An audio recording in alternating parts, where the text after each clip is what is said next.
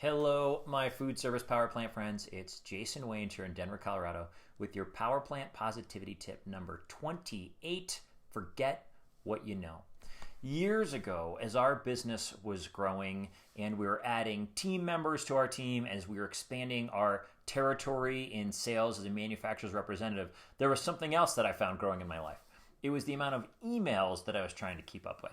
And over time, it became unmanageable for me to be in the field making sales calls and try to manage my emails. I would spend at night up to 2 or 3 hours after I helped get the kids to bed and fed and all that kind of stuff, a few hours just trying to catch up on emails. And eventually I got to a point where I didn't want to make sales calls anymore because I became so paranoid about all the work I was going to have to do late into the night. So we brought in a business consultant, and she looked at our business and said, "I know what your problem is. You have to stop checking your emails." And I laughed at her, thinking that was simply an impossibility. And she said, "No, here's the plan we'll do." So we came up with a plan where one of my inside team members, who was an inside sales team member, she started checking my emails for me. And we devised a system where certain things she would flag where I knew I had to read, certain things she knew she could delete, certain things she would send to our inside team to answer without me even knowing them. And then sometimes what I would do is in between sales calls, when I was in my car, I would call her and say, "Okay, read me the emails that are still in the inbox." She would read, and I would say, "All right, let's type this up and send it to a customer." So there were so many emails that customers received thinking that I had typed them that I actually hadn't. And you know the result? We became more efficient. Our inside team knew better what was going on in my work life, and I was way less stressed when I came home at night. So I was able to be way more present and help my wife with our kids.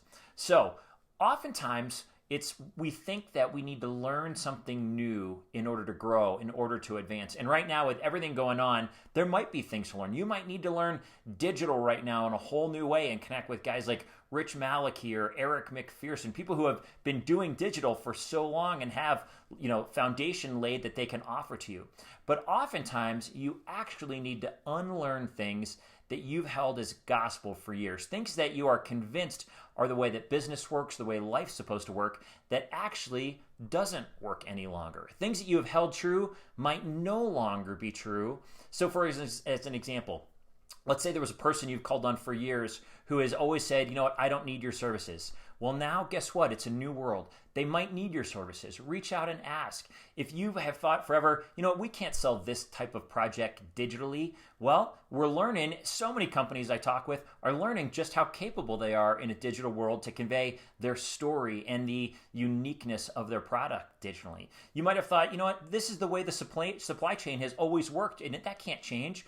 Well, get creative. Call all your supply chain partners and say, is there a different way to skin the cat, a different way to work the system that benefits all of us and makes things more efficient? If you think people don't value the human side of me that cares, guess what? Right now, roles have changed. People want to know that you care more than ever. Or if you've ever thought our product is just too expensive, know that in my own experience, the most lucrative partnership I ever participated in from a business perspective was with a product that was always viewed as more expensive and came in the midst of a national tragedy. That's how we started earning the business and building trust. So here's what I want you to do. I want you to take 15 minutes, a half an hour, whatever it is, 10 minutes, and write down things that you hold as gospel in your life, things that you think you're capable of, rules that you think have to be played a certain way, or in your business. Our product has to be sold this way. Here's the way it has to happen. I want you to write them all down.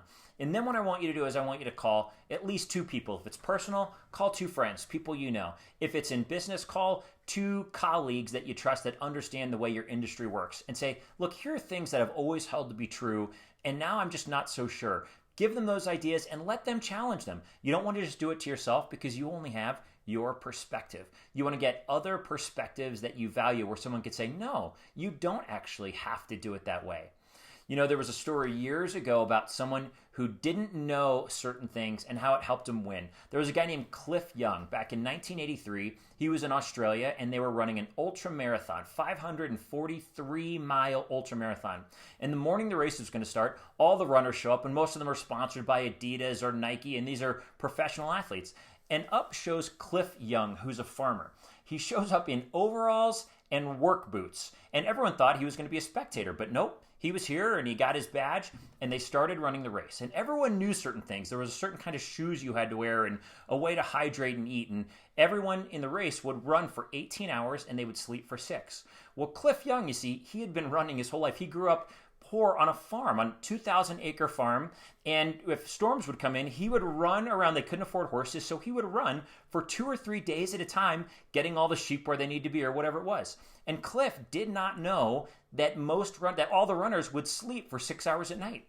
So at the first night, everyone goes to sleep. They stop. And Cliff just keeps running. And the next morning, everyone wakes up, and Cliff's a little bit ahead of them because he never stopped. He had a unique way of running they call it the Cliff Young Shuffle, where he'd kind of shuffle along. And turns out a lot of runners now use this shuffle because it maintains energy. So Cliff, for 6 days, he ran straight without sleeping. He ended up winning the race. He didn't know there was a prize, by the way. I think it was $10,000. So he ended up sharing it to all the other runners because it's not something he expected. But you see, it's what he didn't know that helped him win the race.